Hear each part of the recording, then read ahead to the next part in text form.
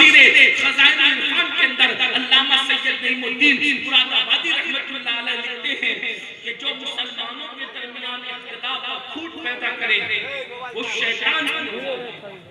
اللہ کا رسول اس کا ایک کام کر دو تاکہ لوگوں کو بات سمجھ میں آئے۔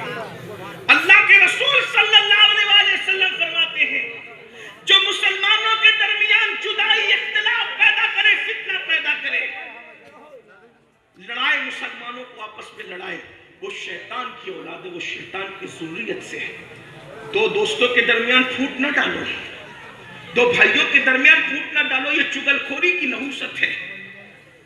اللہ کے رسول نے منع فرمایا، اور جو چغلی سے بچے گا، یعنی ادھر کی بات ادھر، ادھر کی بات ادھر کرنے سے بچے گا، انعام کیا ہے؟ امام غزالی رحمت اللہ علیہ بہت خوبصورت واقعہ لکھتے ہیں۔ واقعہ یہ ہے کہ حضرت یوسف علیہ السلام کے بھائیوں نے آپ کو مار پیٹ کر کے کنویں میں ڈال دیا، اور ان کا کرتا اتارا اور بکری ذبح کر کے کرتے کو بکری کے خون میں بھگو کر کے روتے ہوئے آئے اور اپنے ابا حضرت یعقوب علیہ السلام سے کہنے لگے یوسف کو بھیڑیا کھا گیا، اور ثبوت کے طور پہ بھیڑیا بھی پکڑ کے لائے کہ یہی بھیڑیا کھایا، یہی نالائق کمبخت اس نے کھایا۔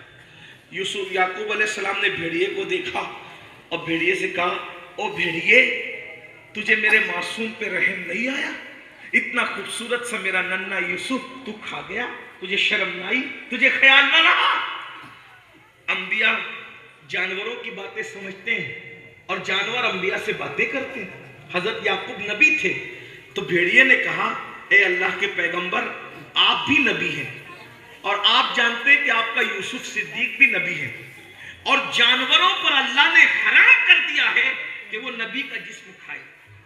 کوئی جانور کبھی نبی کا جسم نہیں کھا سکتا، کوئی جانور کبھی نبی کا جسم نہیں کھا سکتا۔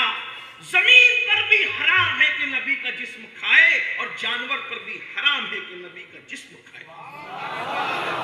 میں نے آپ کے معصوم یوسف صدیق کو نہیں کھایا۔